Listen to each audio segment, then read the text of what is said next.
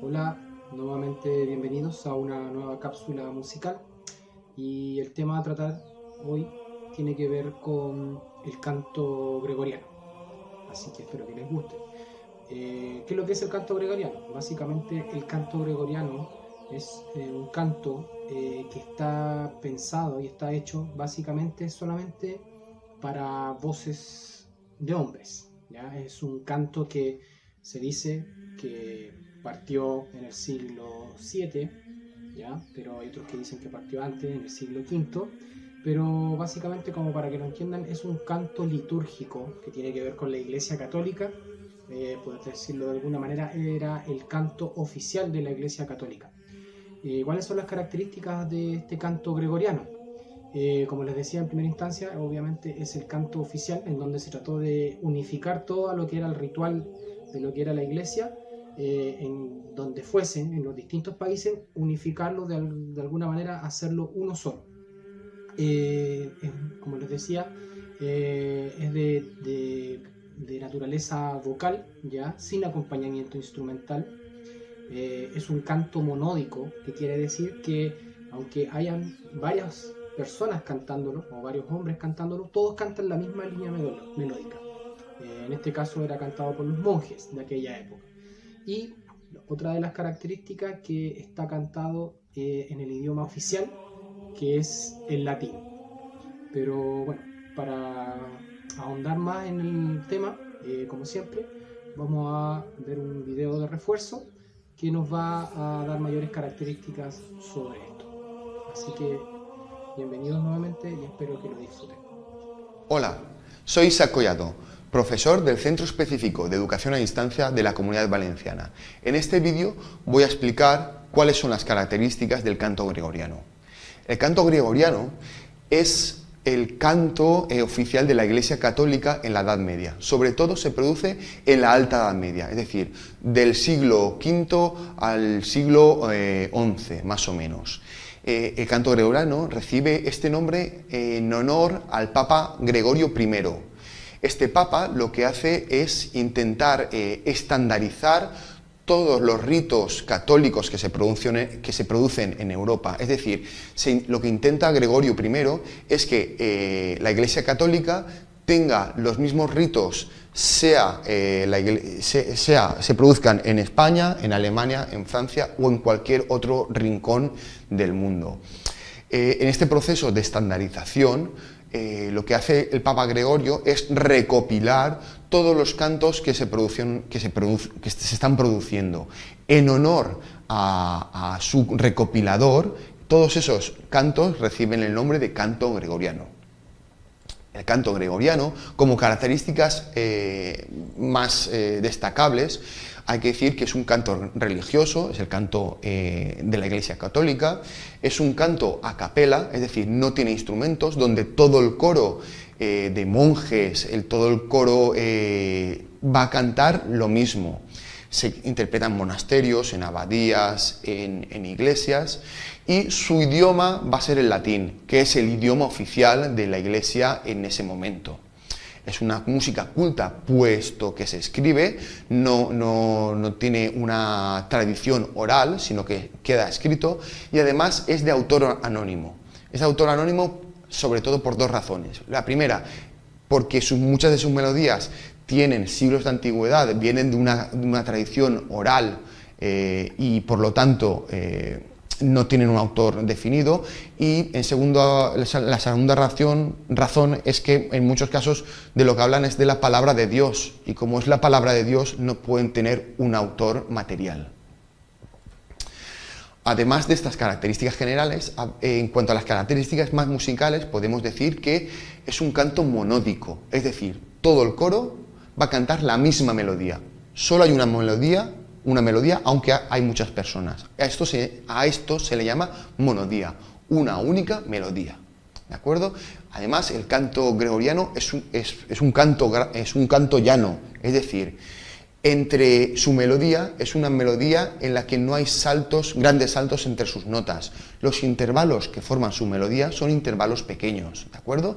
Por ejemplo, en este fragmento del Beni Creator podemos ver como entre las notas simplemente hay un intervalo de segunda. Sol, la, sol, segunda, sol, fa, segunda, ¿de acuerdo? Re, do, segunda. Únicamente hay saltos, los saltos más grandes normalmente son de tercera o de cuarta, como es este caso. Sol, do, sol, la, si, do, un intervalo de cuarta al cual le sigue un intervalo de segunda. Los saltos melódicos entre las notas, las diferencias entre una y otra, son muy pequeñas. Además, el ritmo del canto gregoriano siempre está subordinado al texto. En el canto gregoriano lo importante es el texto, el mensaje. En cuanto a sus características musicales, hay que decir que se puede clasificar el canto gregoriano según el número de sílabas, es decir, según el número de cuántas notas se cantan en cada sílaba, ¿vale? Un canto gregoriano será mayormente silábico cuando al cantar una sílaba, al decir una sílaba, únicamente le corresponde una nota, ¿de acuerdo? Será neumático cuando al cantar una sílaba, al pronunciar una sílaba, del texto existen dos o tres notas cantadas sobre la misma sílaba. Por ejemplo, en este texto, en el Beni Creator, tenemos que sobre la B, solo hay una nota, sobre la Ni, una nota. En cambio, en el Cre pronunciamos dos notas, ¿de acuerdo? Esto es neumático. El Cre sería neumático, ¿de acuerdo? Por ejemplo, vamos a escuchar un fragmento silábico, donde a cada sílaba únicamente le corresponde una nota.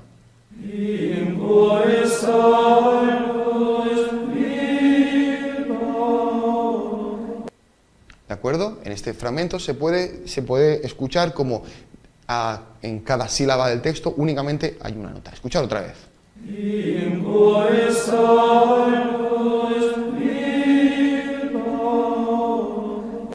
¿De acuerdo?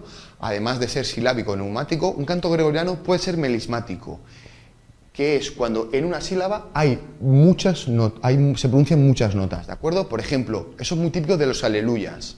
En este aleluya, sobre la última sílaba, sobre la A, se cantarían todas estas notas, ¿de acuerdo? Escuchemos este fragmento melismático. Aleluya.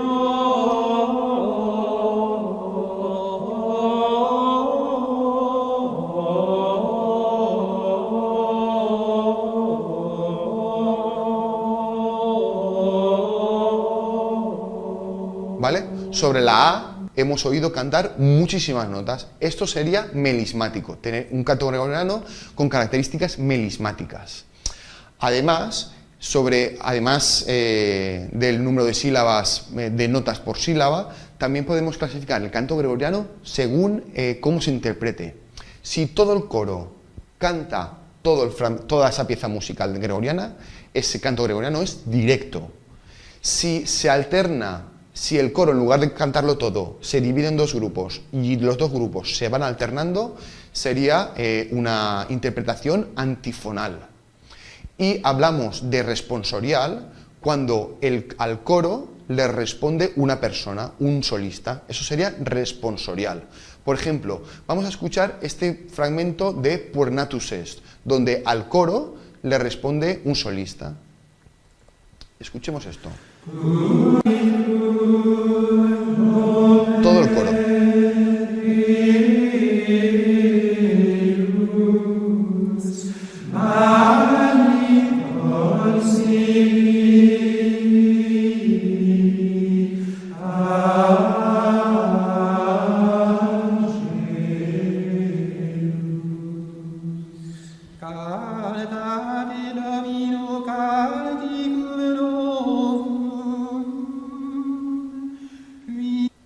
¿Vale?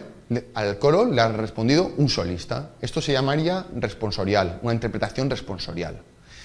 También es muy importante destacar que al inicio del canto gregoriano, en los primeros siglos de este canto, el canto gregoriano no tenía una escritura musical. Es decir, lo que se hacía, no existía nuestro pentagrama y las notas actuales. Lo que se hacía en ese momento es, sobre el texto, se escribían pequeños fragmentos, pequeños dibujos que indicaban más o menos lo que hacía el dibujo melódico, ¿de acuerdo? Es decir, aquí a lo mejor bajaría esa nota y subiría, esto se mantendría esa sílaba en la misma nota y sobre el re había un dibujo melismático, ¿de acuerdo? Esto indica ese pequeño dibujo melódico. El problema de este tipo de notación es que es totalmente inexacta. ¿De acuerdo? Poco a poco, sobre el paso de los siglos, se dieron cuenta de que se necesitaba una notación musical para tener con exactitud, para saber con exactitud cómo era esa melodía, ese canto gregoriano. Y empezaron a aparecer diferentes tipos de notación. ¿De acuerdo? Podemos ver que los primeros intentos lo que hicieron era colocar sobre ese dibujo anterior unas líneas. Y entonces, en el momento en que cualquier dibujo, cualquier grafía tocaba esa línea, quería decir que esa nota era un sonido determinado. Al evolucionar al paso de los siglos, esta notación fue desembocando en la notación más utilizada, que era la utilización del tetagrama. Cuatro líneas sobre las que se dibujaban pequeños puntos, pequeñas notas muy parecidas a la notación actual, ¿de acuerdo? Todo esto tardó muchísimos siglos y hasta que no llegó el siglo X, el siglo XI, no empezaron a aparecer los primeros intentos serios de notación musical, ¿de acuerdo? Y hasta aquí. Os dejo con este pequeño fragmento del Por Natus Est. Espero que este vídeo os haya servido de ayuda. Hasta la próxima.